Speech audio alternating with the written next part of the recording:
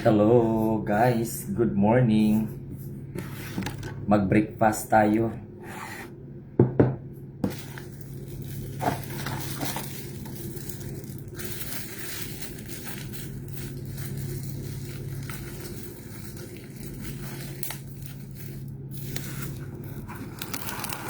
Ayan. Mag-breakfast tayo. Magtimpla tayo ng kape. Meron ako dito Nescafe.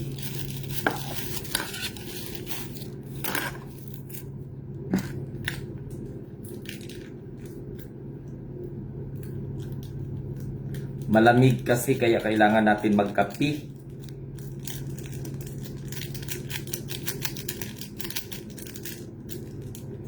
Ang problema talaga nito sa sa mag-live stream. Nagalo connection. Parang gano'n na lang yung parati ba. Pag mag-live ka sa Facebook, nagalo connection. Puro na lang nagalo connection. So, meron ako dito sugar, tsaka cream. Tama ba? Yeah, brown sugar.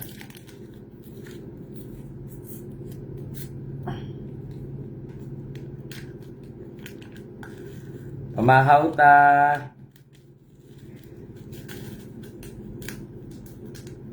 Sulod ka mo.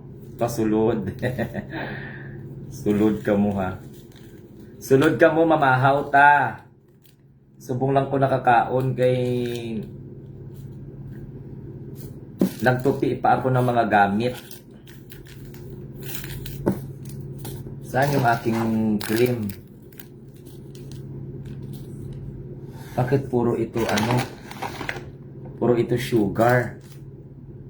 Wala bang cream? Ay, lintukan. Maghanap tayo ng cream. Puro man sugar itong nakuha ko.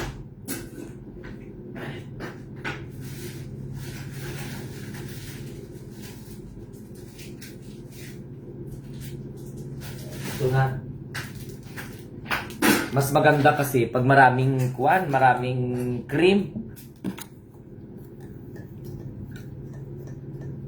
Pangit ang kape na walang cream, mapait.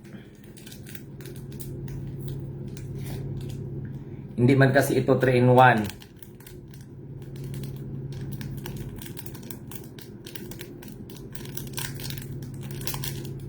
Hindi man kasi 3-in-1, kaya lagyan natin ng cream kay mapait ang kape pag walang cream. Di pa naman ako talaga sanay magkape.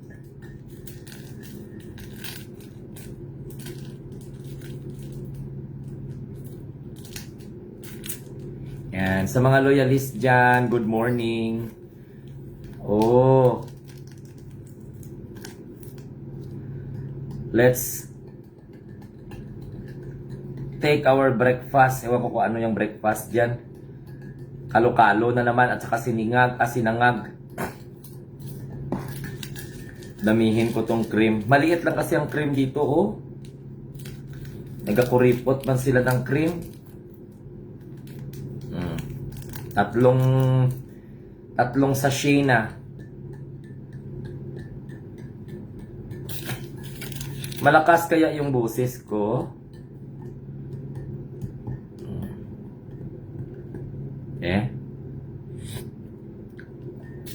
Bama. Paano pa? Malasay. Matabang. Kailangan duga. Maliit kasi itong laman ng mga mga sugar. Ay, itlog ka mo.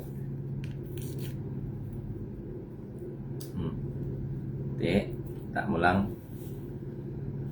Ang katanga ko gid.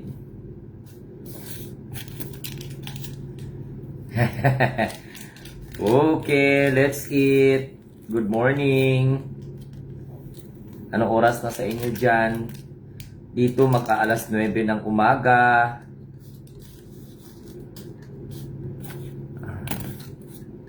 Sabayan niyo ako mag-breakfast. Ay, agoy . Sabayan nyo ako mag-breakfast. Titingnan daw natin to kung ano tong laman ng breakfast natin. O yung breakfast natin.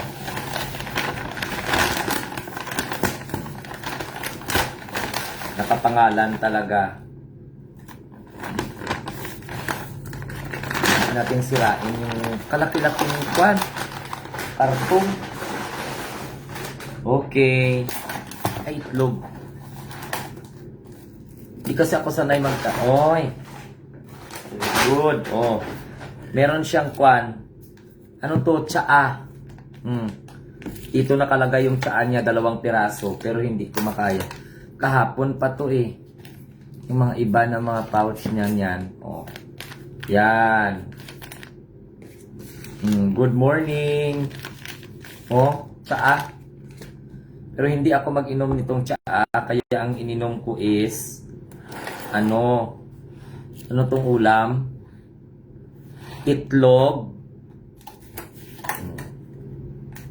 Meron siyang chicken tocino, pero ang kainin ko na lang is kuha na lang. Ayan o. Ayan. 2 klase. Meron siyang chicken tocino, may itlog, tapos may salad siya. And then, yung sinangag nila. So, ito yung breakfast. Corned beef. Bakit tinawag na corned beef ang corned beef? Hindi naman siya mais. Ay, naku. Paano naging corned beef ang corned beef? Sige daw. Paano naging corned beef ang corned beef? Ay, na lang.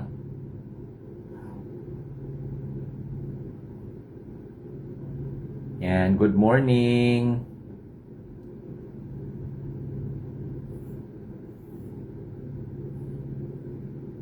Guys, kain tayo ha. Magkinamay lang ko. Mag-ano lang kayo dyan, mag-join lang kayo, mag-ano lang kayo ha. Magsabay lang kayo sa akin kay ayaw nyo. Ako lang mag-isa, advance sa advance Holy Week.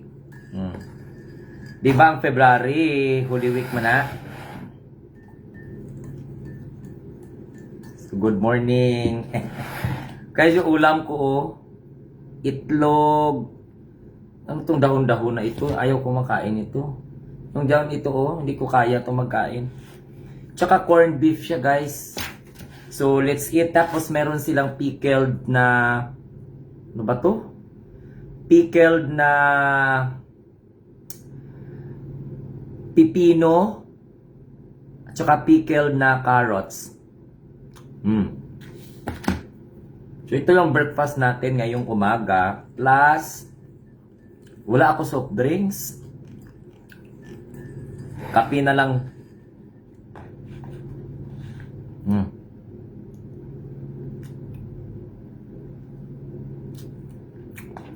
Sarap man. Taga Davao ka pero hindi mo gusto ang mga Duterte. Ako naman, binuto ko naman ang mga Duterte. Kaya lang, siyempre kanya-kanya tayo na Niportahan ko man yan, kailangan, ayaw ko na, hindi ko na gusto.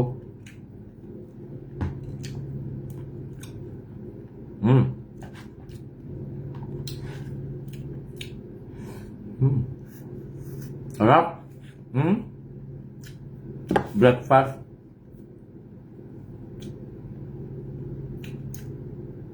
Nilagyan nila ng patatas ang kanilang corned beef.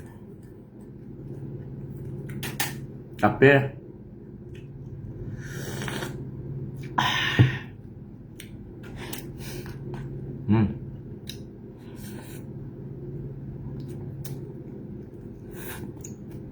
Dami.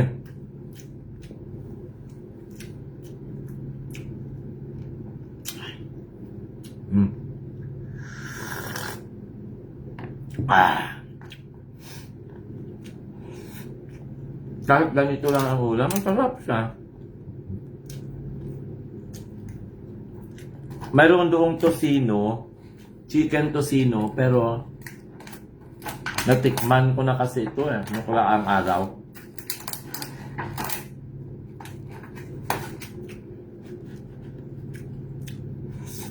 Saan ka sa Davao, Elisa?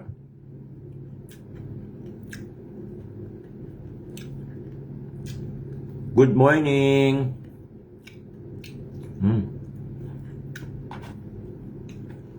Magkain na kayo.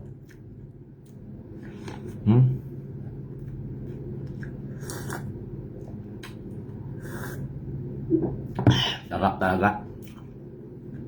Ito hindi to soft drinks, tubig to. Binili ko na Jollibee kahapon. Ano sa baba? Hindi ko tinapon yung baso. Kasi sayang. Malaki oh. Tubig na malamig. Walang soft drinks.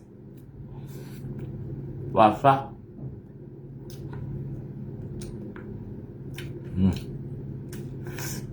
Sarap.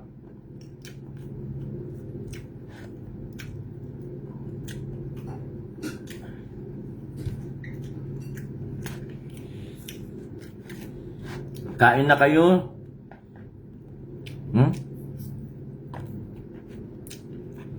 Ga. Sa Boulevard.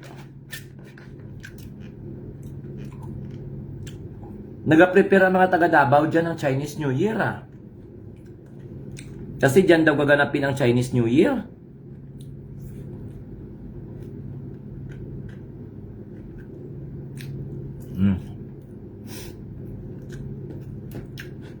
Naglinis pa ako.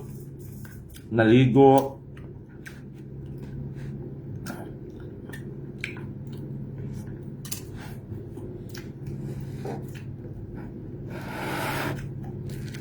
Magkain na. Kain na kayo.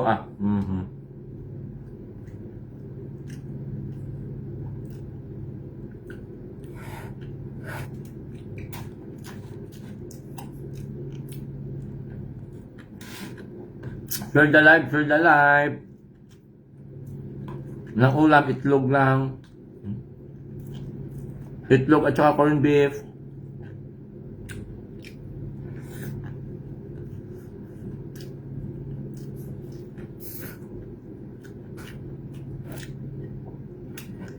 Mahina ang signal.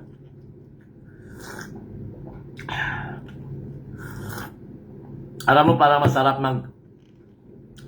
masarap magpasyal sa BGC. Parang gusto kong puntahan ng hindi pa po mayor si Duterte, pero balitang-balita na po noon. Dito may malakihang drug laboratory ang anak niyang si Pulong. So Davao, kaya alam mo, sa totoo lang, karamihan sa mga nahuli ng mga drugs sa Davao. Sa dinami-daming mga lugar, bakit sa Davao talaga marami may huling drugs? Di ba programa ni Rodrigo Roa Duterte, yung sugpuin ang droga?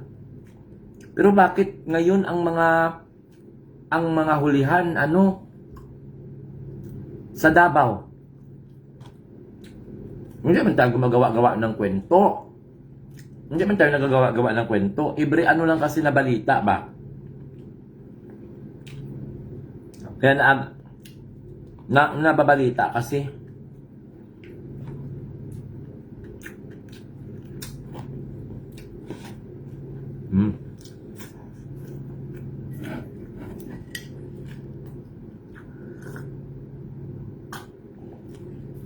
Pero parang dinadeny man nila.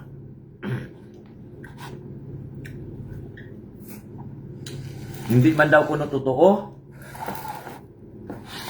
Paninira lang daw kuno sa kanila.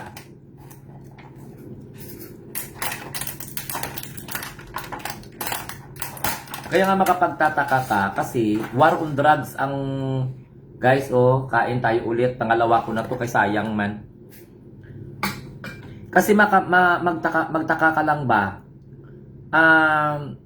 Naging presidente na si former President Rodrigo Duterte. Tapos, ang number one niya na problema, droga.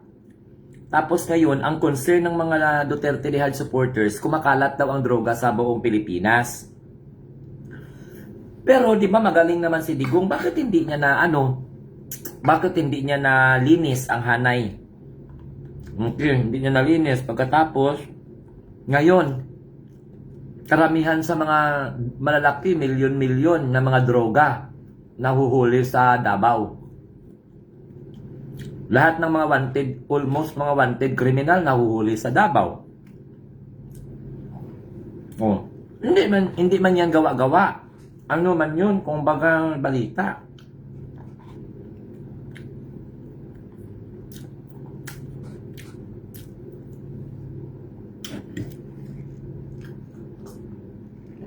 Kaya nga natin siya binuto noon kasi sabi niya, linisin ang Pilipinas sa droga.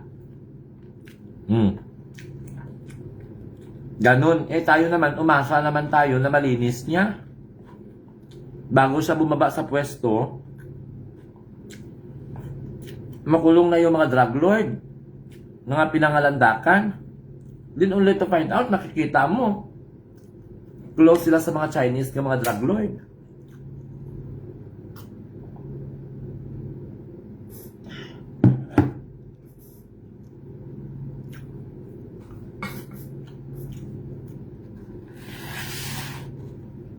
Kain pa ako. Ang next ko nakakainin, may dahon na naman, oh.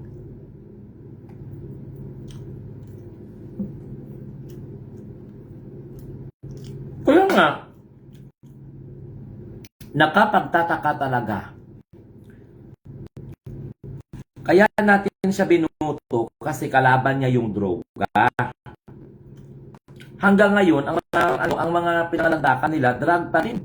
Parang isisi nila sa Pangulo. Samantala, si Rodrigo Duterte noon presidente, bakit hindi niya pinahuli si President Bongbong Marcos?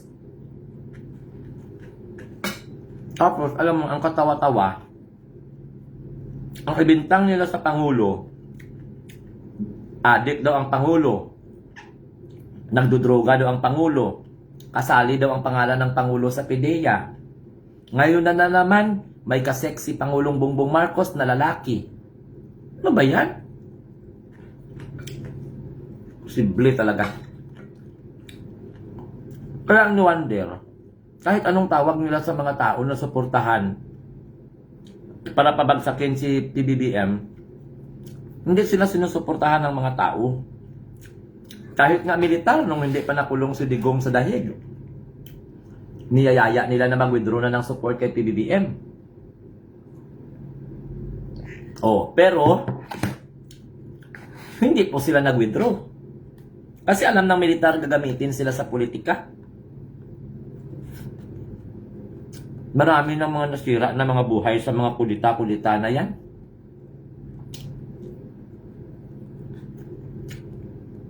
Correct? Good morning. Anong mapala mo dyan sa kudita? Palitan mo ang presidente, tapos ipalit mo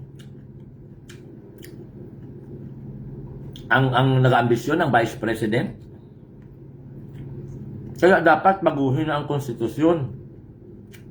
Alam mo, payag ako na baguhin ang konstitusyon. Ilagay dyan na kung presidential pa rin ang ating form of government, nakalagay na if in case anong mangyari sa presidente, hindi agad-agad i-take over ng vice. Yan ang isa sa mga suggestion ko. Kasi ngayon halimbawa, nagkasakit, ma-remove sa office ang presidente, mamatay ang presidente, ma-paralyze ang presidente. Sa konstitusyon natin, agad-agad, vice president ang papalit sa civil government by the rule of succession. Dapat alisin yun para hindi makapag-isip ang grupo ng vice president i-take over ang presidency. Pwede naman tayo mag-remain as presidential. Okay, pero tanggalin natin yung provision na if in case anong mangyari sa presidente, vice president ka agad. Paano kung walang kwenta ang Vice President? Ganon. Di ba? Okay sana kung paalisin ng Presidente na walang kwenta, hindi nagtatrabaho. Pero nagtatrabaho. Tama?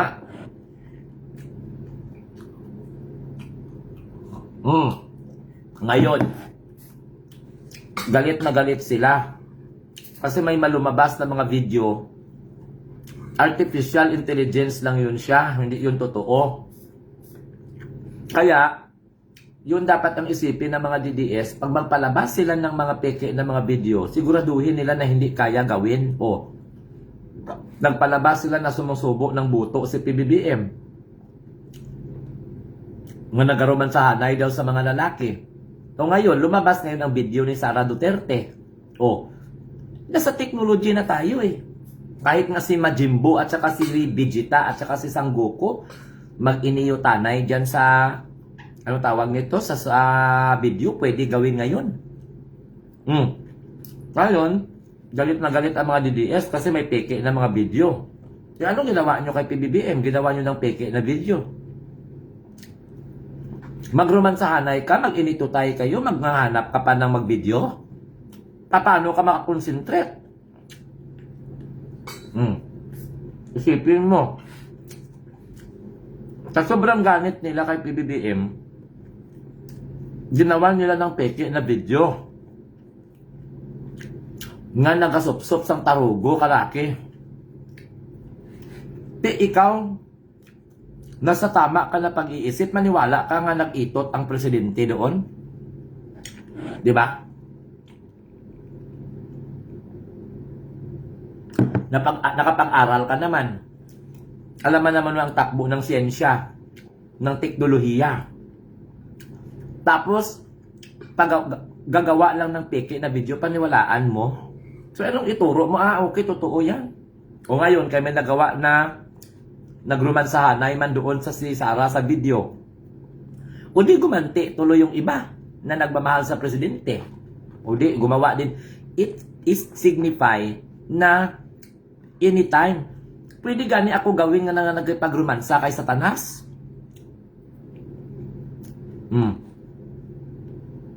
Tapos ipapalabas mo, sabihin mo, kung totoo yan, kasuhan mo kami.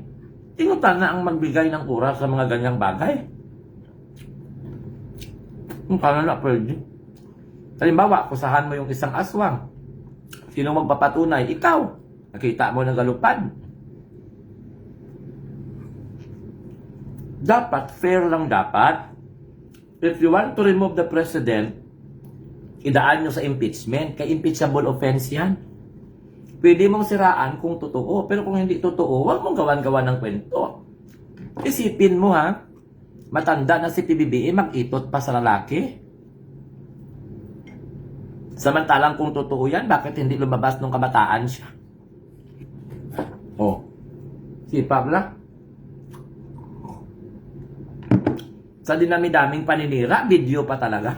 Kaya hindi po nakatulong yun kay Sara Duterte. Hindi po nakakatulong yung video. Mas lalong silang ginbash. Okay, bigyan natin ng benefit of the doubt. Hindi sila ang dahilan. Wala silang kaalam-alam kay gawa ng supporter nila. Pero hindi nakakatulong. Hindi nakakatulong. Wala gani balita nung teenager pa si BBM nga kaya niya pa mag-ayod. Ngayon na, yung Santissima Trinidad, may edad na. Yan pa talaga ang gagawa ninyo ng isyo? Na magsupsop sang buto, katarugo, katawa? Imposible talaga. Hindi talaga makaintindihan. Pinatawad kayo ng tao dun sa accusation yung addict ang presidente. Pero wala man kayo na-produce na maghit-hit ka ng marijuana, ng cocaine o ng shabu, magpa-video ka pa. Na alam mo na darating ang panahon, gagamitin sa'yo yun. Okay sana kung totoo. Ikaw, halimbawa, ikaw na nanood dyan, may ka-sex ka, dinala mo sa lodge. Bago kayo mag-sex-sex, magpa-video mo na kayo? Kung nag-sex kayo, magpa-video kayo, ano may repair nako. It's an absurd talaga. Hindi talaga maayos. Madumi talaga. Ngayon lang ako nakakita talaga ng mga supporter nga demonyo talaga kaya nila magpaano ba. Wala problema kung ayaw ninyo sa presidente.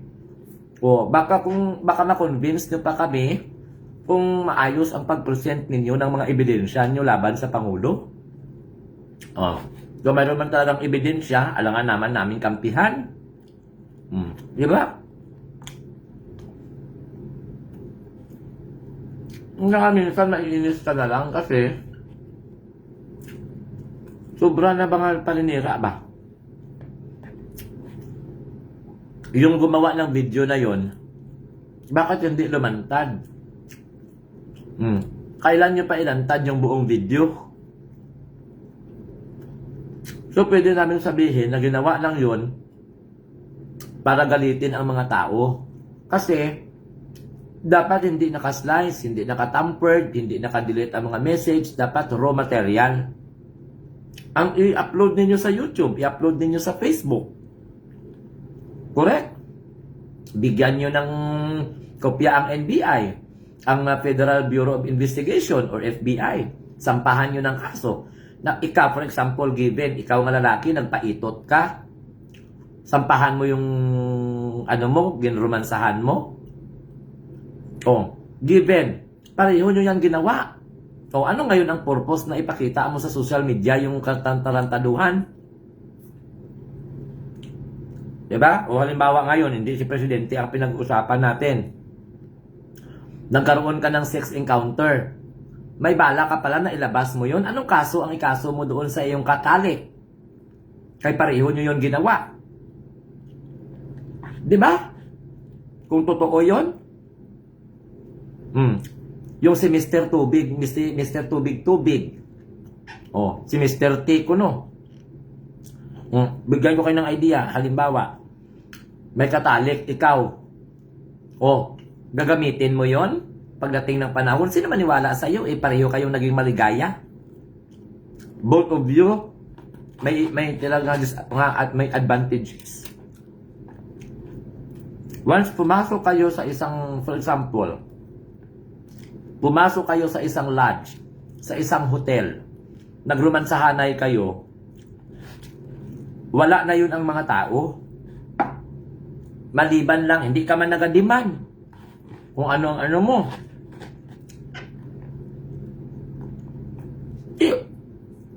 With all the personality, makikipagtali ka sa presidente, matanda pa, may edad pa.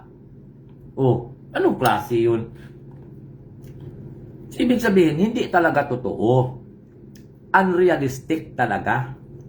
Kaya yung video na yon nakakatawa talaga na pinaniwalaan pa ng ibang mga DDS.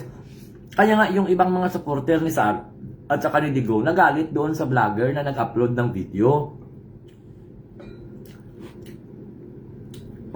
Nagalit doon kasi hindi talaga totoo. Tapos para lang maging sound na totoo, maghamon na, sige kasuhan nyo kami, ganito, ganyan. Para ano? Hindi ka na napag-aklayahan sa presidente. Ay ang presidente, alam niya talaga yan na babatikusin siya. Maayos man ang trabaho niya, hindi maayos ang trabaho, may negative talaga yan. Yung mga bawat supporter, siyempre magtatagisa ng talino at magtatagisa ng prinsipyo yan, magtanggol bawat isa. Katulad namin, ako, hindi man ako inutusan ng presidente na, Mr. Ilorico, mag-vlog ka, suportahan mo ako, hindi man.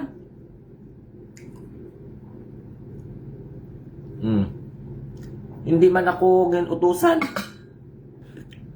Pero yung siraan yun ng presidente dahil lang sa gano'n na video-video, Diyos ko, nakakahiya.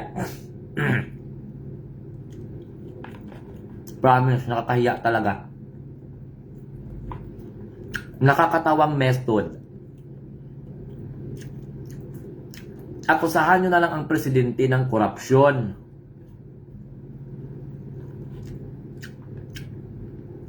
Then, anahan nyo siya ng ebidensya, kasuhan nyo siya. Filean nyo, ayaw ngayon, nag-file na ng impeachment.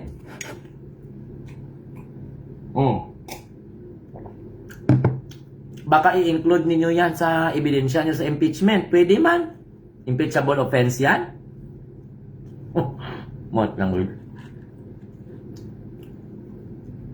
Isipin nyo ha, mga naniniwala doon sa video na ipinalabas ng isang vlogger na nakipagromansa, nakikipagtalik, nakikipag-sex si PBBM doon sa lalaki. Napaniwala kayo noon? Hindi man lang kayo nagtanong? Bakit kayo naniwala doon?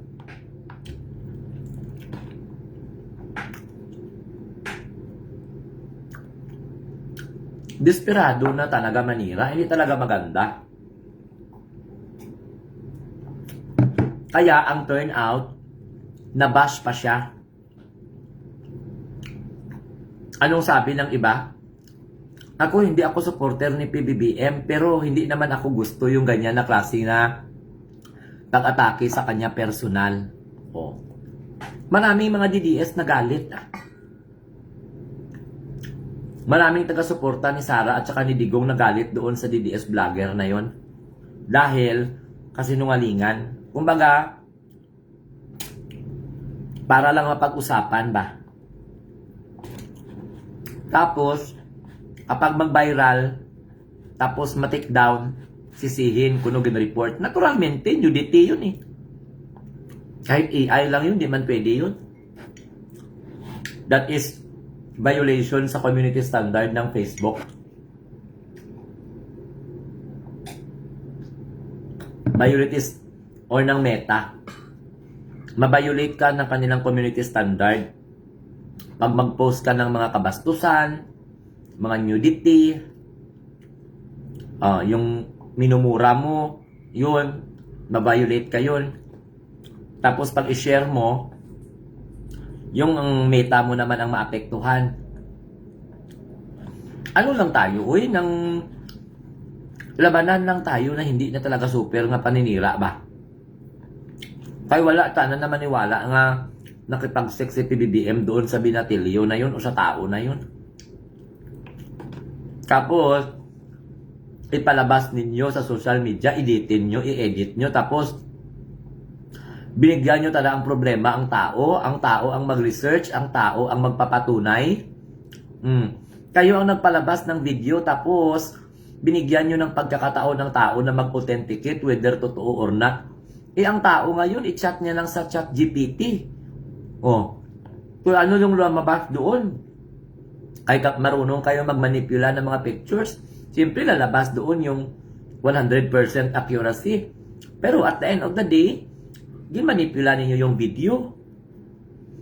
Magpapabagsak kayo sa presidente. 6 scandal ang ipinabas nyo. Hindi tumalab yung 6 scandal ni First Lady. Baka sa susunod 6 scandal ni lahat ni Sandro o ng kung kani-kanino na lang. Logically speaking, intelligently speaking, wala pa natin mo doon. Maliban lang kung yung rape ka. Ngayon, for example, given, gusto mo lang ilantad ang immoralidad ng presidente. Okay sana kung totoo, kung hindi. Di ba? Ngayon, kung for example, totoo yan, nakipagtali ka sa tao, tapos ilalabas mo, ibibigay mo yung video mo sa iba. Halimbawa ako, for example, nakipag-sex ako, ibibigay ko sa kaibigan ko yung 6 video namin, o makipag-sex ako, pagkatapos magyaya ako ng kaibigan ko, habang nakikipagtalik ako, i-video mo ako. Pagkatapos, ilabas natin sa social media, sasabihin natin na masama itong katalik ko. Pareho niyong ginawa yun. Baliw ta na magpalabas ng sariling video ng pakikipagtalik. Lalong-lalo na wala ka namang hiningi na compensation. Grabe naman, Lahat tayo may kasamaan sa mundo, pero sobra-sobra na tana ba? Hindi na talaga normal nga sa part ni sino yun, ni Mr. T na yun. Hindi talaga normal sa lalaki na magpalabas ka ng 6 video mo. Hindi na okay yun. Tawanan ka ng tao niyan. Ang tao nga nakaintindi, sabihin nila na, pakialam namin dyan. Problema mo na yan, labas na yan ang tao. Kung sino man tana, kung nakikipagtali ka sa demonyo o kung kani-kanino, labas na tana yun. Sa punto na ito, anytime, pwede mo ma-edit. Kasi may artificial intelligence na. Pwede mo nga makita. Ako nga, nahihirapan ako mag-distinguish kung totoo ba yung napanood ko o hindi. Pag-aralan mo pa. Ang pinakabulok talaga na style yung paglabas nila ng 6 video ni PBBM. Wala talaga sa lugar, as in. Nakakatawa. Kung yung anak ninyo magaling sa computer, pagsabihan kayo, ay mama, papa, huwag ka dyan. Hindi maganda yan, Duterte man tayo, pero huwag tayong kwan sa level na yan, sasabihan ka pa ng anak mo.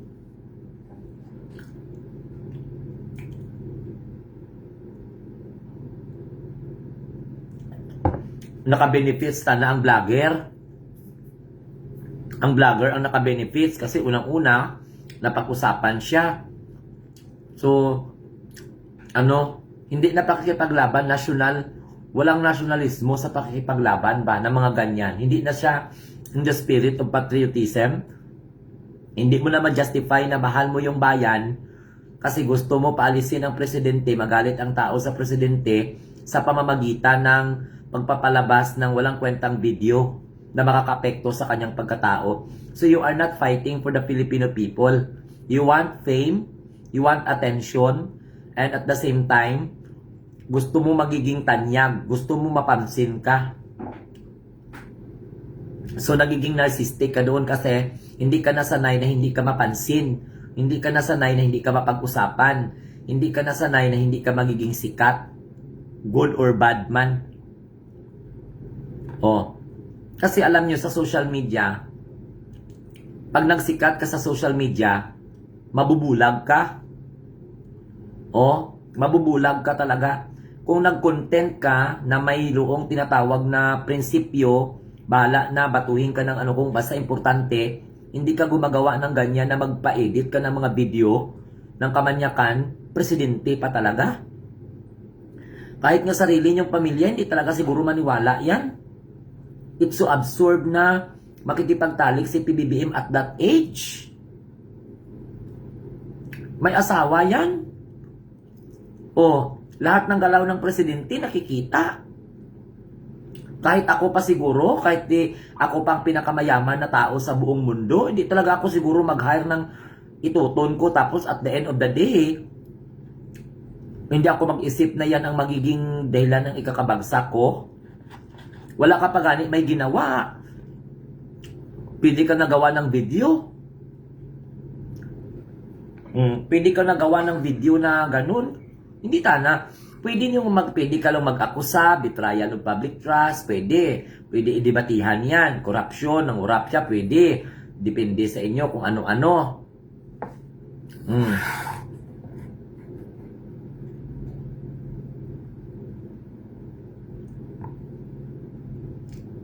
Yung nakakapagtaka na kaya ninyo gawin yung mga ganyan, tapos naniwala din kayo doon na, sus, Ginoo ko Lord.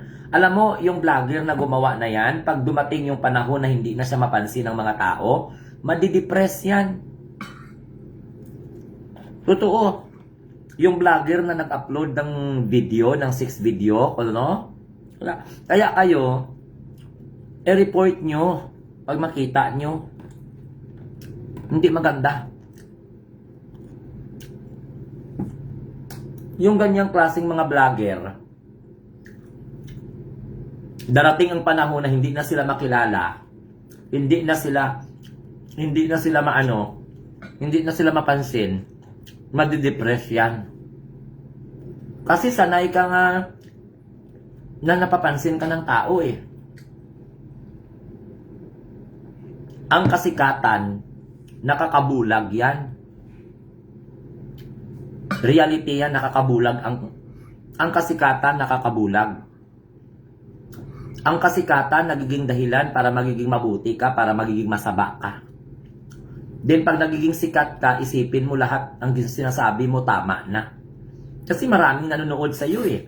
Wala kang pakialam kung ginabash ka. Basta importante mapanood ka lang. Oh, makapagpa-push ka na ganun. Then pagdating ng panahon, pag hindi ka na mapag-usapan, ayun, madidepress ka na. Sabihin mo, hindi ka na pinapansin. Yan ang mangyayari sa vlogger na yan. Kasi, napaka-imposible talaga. Bakit sa kanya pa binigay yung video? Bakit hindi na lang turn over sa otoridad? Tapos, alam mo kung ano pang ginawa ng vlogger na yon? Hinayaan niya tayo na mag-authenticate, na mag-research, mag-curious tayo sa kanyang mga post. Tapos, tayo ngayon ang nagtatanungan, totoo ba ito? Real ba ito? Fake ba ito? At paano kung wala kang technology na magpapatunay na yan ay peke? Paano pala kung wala kang kaalaman? Eh di naniwala ka doon sa video na nakikapagtalik ang presidente doon sa lalaki. Makipagtalik ka, magpapavideo ka, presidente ka ng Pilipinas. Sige nga, ipasok nga sa utak nyo. Tapos ngayon sasabihin naman ng iba, yak, kadiri, yak. Oh, dapat ang yakan mo, sarili mo, nawala ka doon sa video na walang kwenta.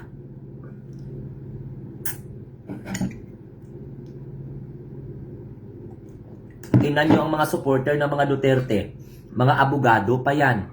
Mga may pinag-aralan pa yan. Mga mayayaman yan. Pero tingnan mo, naloko sila sa ganong klaseng mga paniniwala. Ang bullying yun. Front sila sa bullying. Totoo yun. Ibubuli ka nila. Kasi, ang kampo kasi ng mga Duterte, magaling sa propaganda. Kung baga, magaling mag-edit, magaling mag-ganito.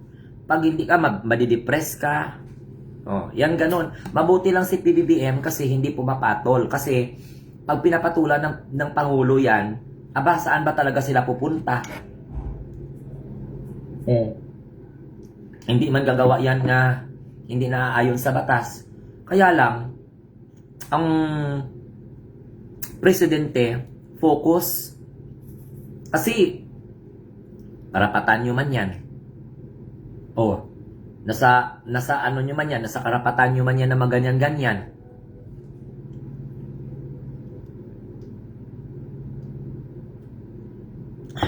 Pero, sobra na na kasinungalingan talaga na ipalabas mo yung video.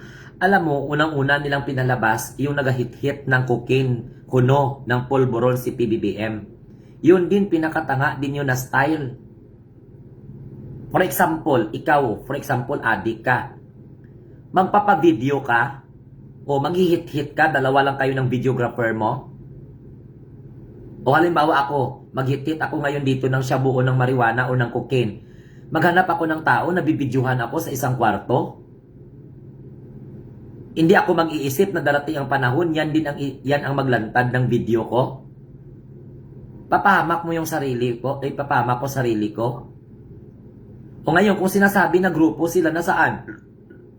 Nasaan na yung nag-video na nag-hit-hit siya ng cocaine? Na naging dahilan na tinatawag siyang bangag at saka addict. Nasaan na yung videographer? Sino yung nag-take ng video? Bakit ibigay pa doon kay Maharlika? So hindi kayo nagtanong? Imposible naman yung hindi nyo alam yan.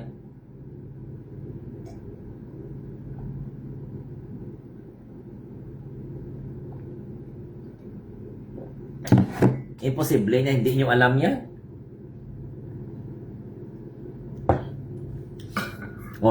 Naniwala naman kayo doon sa video. Tapos tawag-tawag nyo si PBBM na addict. Daw kayo na nga siguro yung addict, kay bakit man? Naniwala kayo doon sa video na yun? Ay, naku. Well, minsan mag-isip-isip din para at least ng ano ba. Then, mag-akusa na lang kayo sa presidente ngayong yung totoo, hindi na gumawa-gawa kayo ng mga ganyan-ganyan ng mga bagay.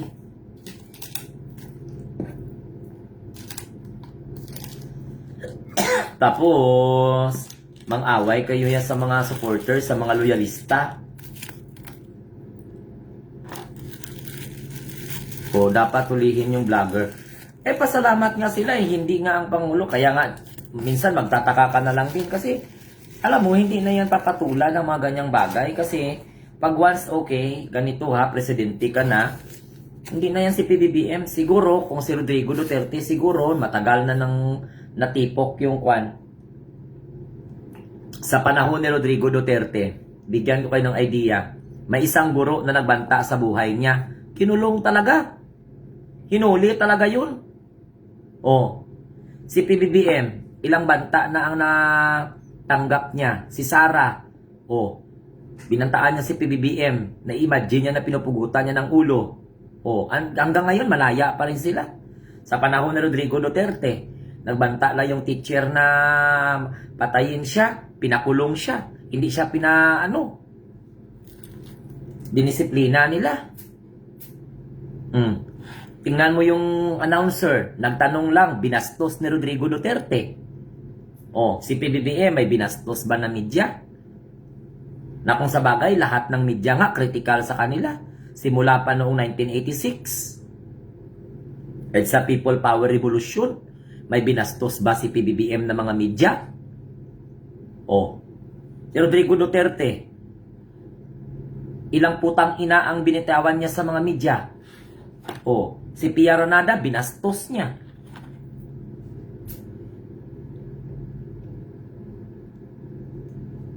Kay PBBM, may kinasuhan ba siya?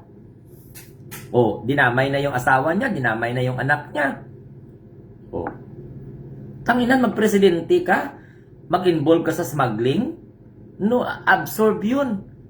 Tapos yun ang anuhan nila kay PBBM. Smuggler daw yung asawa ni PBBM. Okay sana kung totoo may mga ebidensya. Kasi kahit gaano pa sila kayaman, makita talaga yun. Kaya nga minsan, alam mo, sa totoo lang, nag-aaway-away lang ang mga tao dahil sa politika, nakakasawa na nakakapagod na. Tsaka nakakabubo na yung iba kasi hindi marunong mag-intindi. Panahon ngayon ng teknolohiya. Ang mukha ng tao parang totoo na makopya. So pag-aralan yan ang disadvantage ng technology.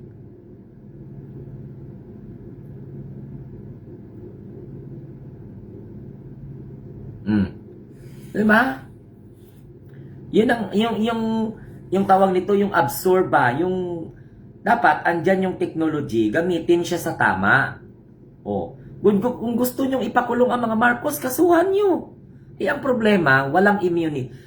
Kung baga immune ang Pangulo ngayon sa kaso. After ng kanyang pagkapangulo, kasuhan nyo.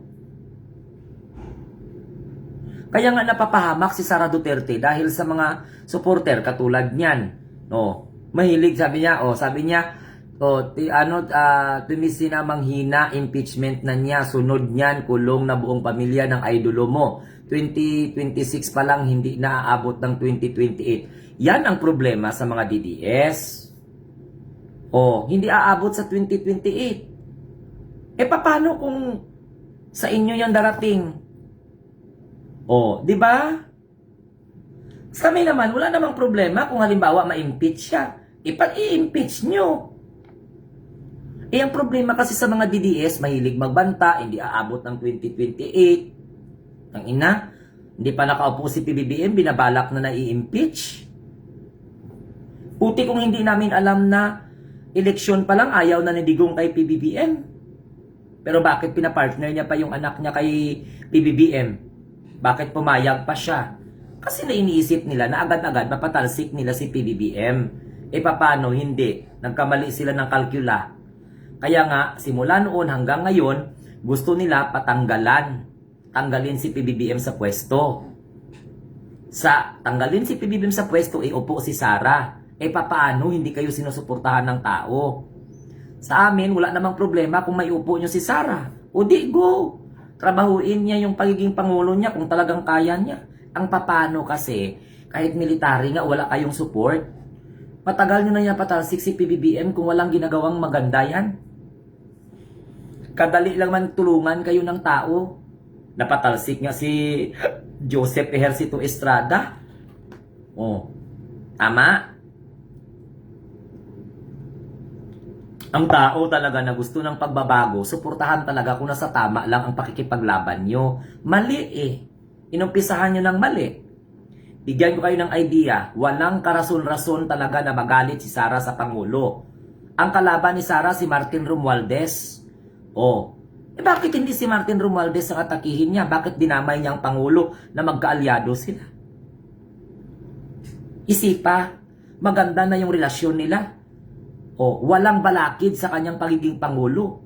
Pwede siyang i-endorse ng presidente.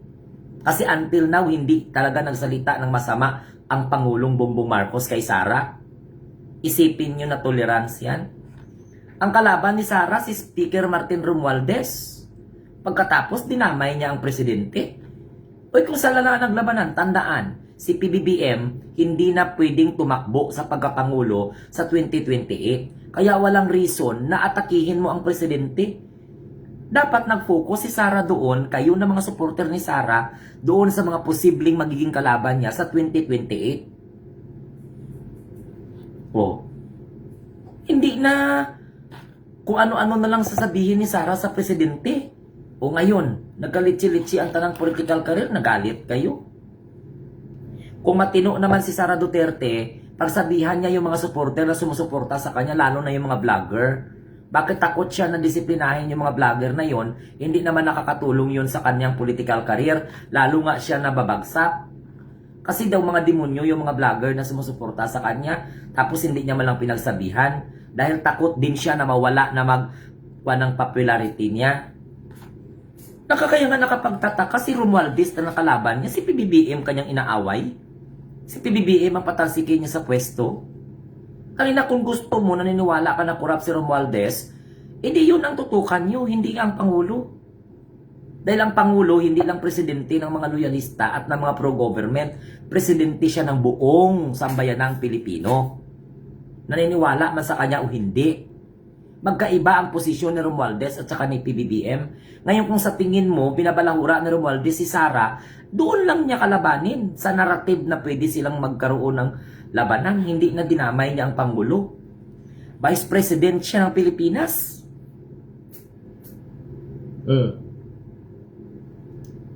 Paano? Maaga siya ng politika. Naniwala siya doon sa mga supporter niya na alam nyo sa totoo lang, ang mga supporter sa politika, layasan ka pagdating ng panahon. Tingnan mo yung ibang mga kaalyado na Rodrigo Duterte, nasaan na? Wala na. Yan ang realidad ng politika. Wala namang kumakalaban kay Sara. Hindi naman ito pagalingan ng lakas ni Sara at saka ni PBBM. Ano tala i-contest niya kay Vice President lang naman siya. Kung tutuusin, spare tire. Pag ma-flat ang gulong, siya ang ipalit.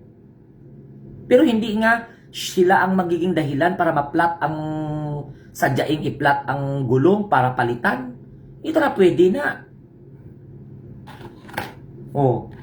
Ang role ni Sara Duterte, spare tire. Partner ng presidente. Magkaiba man sana ang partido mo, tapusin mo ang 6 na taon.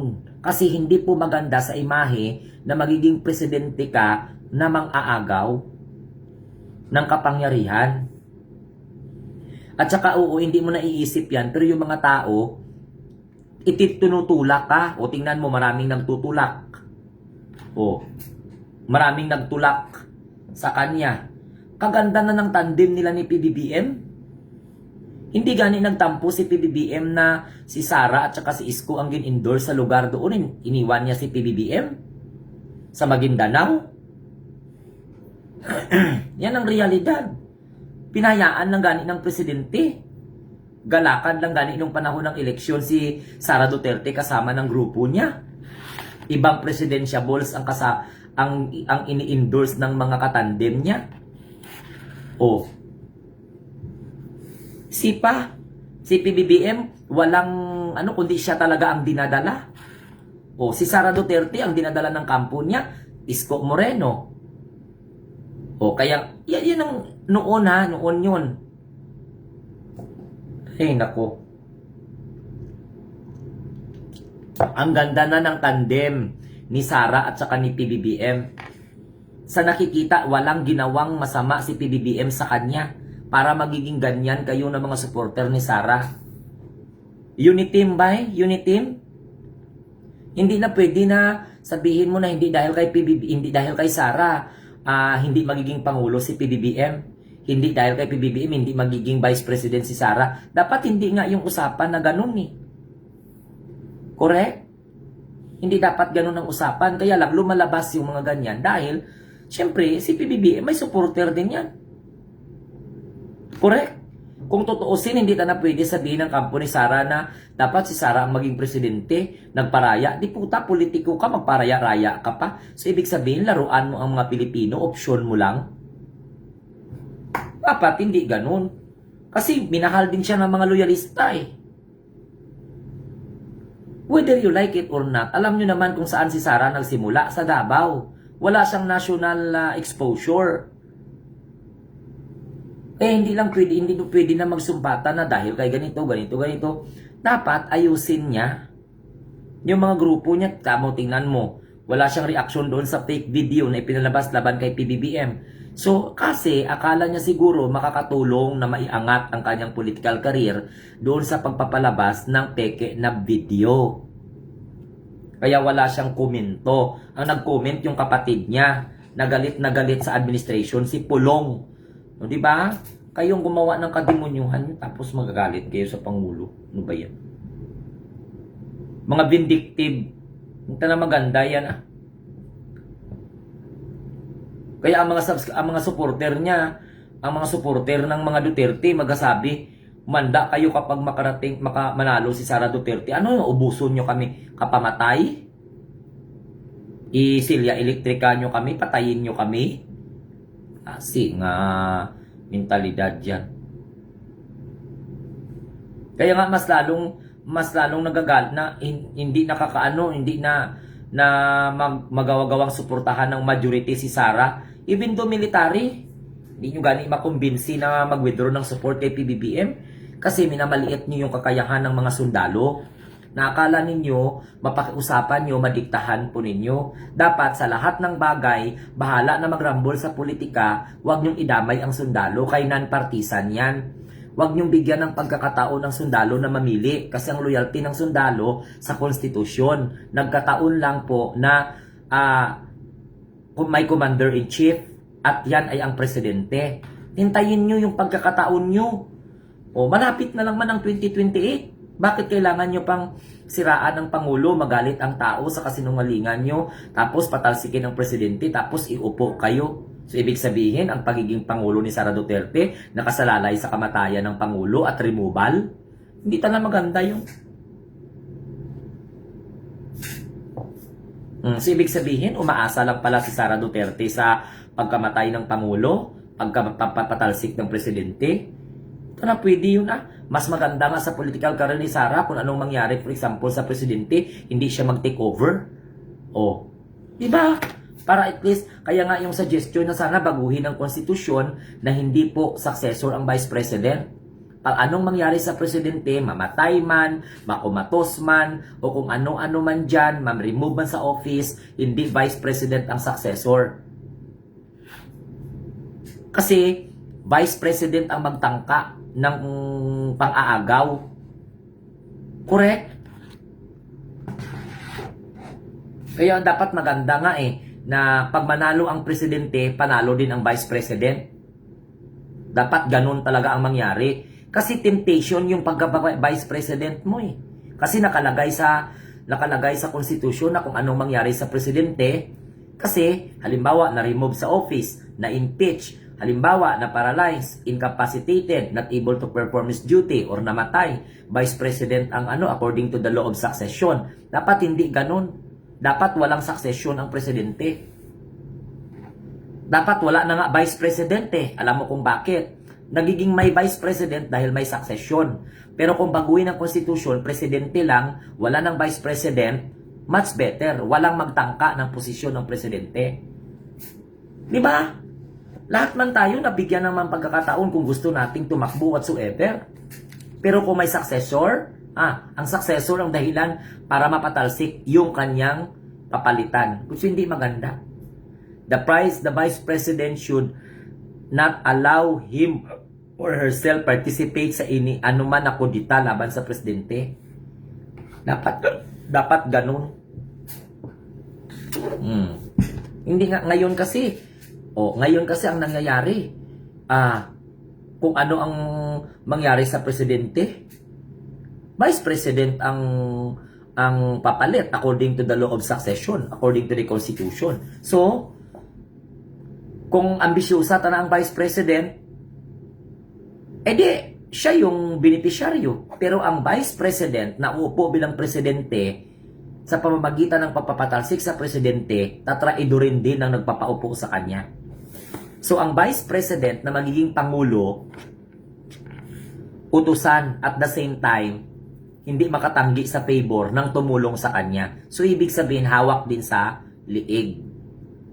Mas maganda na maging pangulo ka na elected ka talaga kaysa mag-assume ka ng office. Kasi wala kang tinatawag na, wala kang mandate. You don't have a mandate. Ang ano mo lang, authority mo lang is according to the constitution. Ganon. So, mas maganda na uupo ka bilang pangulo that you are elected by the majority. Hindi maganda na maging pangulo ka sa pamamagitan ng pagpapatalsik. Hindi po maganda yun. Kasi, kung tumakbo ka man, hindi matatalo ka. So, akala ko ba malakas si Sara Duterte? So, kung malakas si Sara, hintayin nyo sa 2028. Pwede naman na sirain nyo ng sirain ng presidente, pero yung katotohanan naman ang ipapalabas nyo, hindi na 6 video. Diba? Pwede naman kayong mag-akusa ng kahit na ano. Pero yung ganyan na video, 6 video, ipapalabas nyo, ano naman? Ang ginaloko yung tinyo, inyong mga supporter.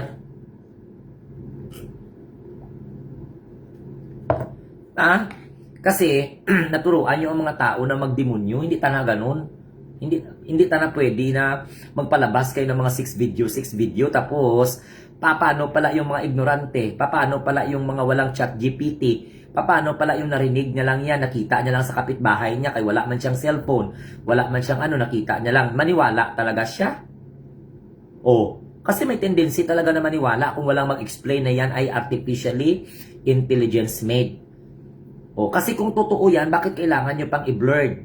Kung totoo yan, bakit kailangan nyo pa na slow motion? Bakit kailangan nyo pa na ipa-authenticate kung totoo man lang yan? Paano po papaniwalaan na totoo yung video na yan kung na-spliced at dinugtong-dugtong nyo lang? At saka enhance. Sige nga, dapat talaga yung actual. Walang filter, walang hindi mo na kailangan ito i-authenticate kasi alam mo kung bakit. Lumantad yung katalik, andyan talaga, walang takot na mamatay. Ganon. Walang takot na mamatay ba? My God. Kasi ginagawa nyo yan kasi presidente, vulnerable sa lahat ng mga tinatawag na mga intriga. Pero, please naman, hindi na tayo sa primitive way of living. We are now in a modern world. We are now in a technology advancement. Advanced na po yung technology natin. Hindi na tayo panahon pa ni Limahong at saka ni Kukupong-Kupong at panahon pa ni Lapu-Lapu at saka ni Magellan. Hindi. Panahon na tayo ngayon ng dumaan na tayo sa 21st century na sa na tayo ng advanced technology era. Okay? Kaya hindi na yan uubra yung mga ganyang basos, Ginoo. Hindi nga umubra yung part 1, part 2 ni Saldico. Hindi nga umubra yung part 1, part 2 ng pinalabas ni Maharlika na humihit-hit ng pulburon si Pangulong Bongbong Marcos. Hindi nga umubra yung pronouncement ni Aimee na kapatid niya na nga yan. Sus Marcy.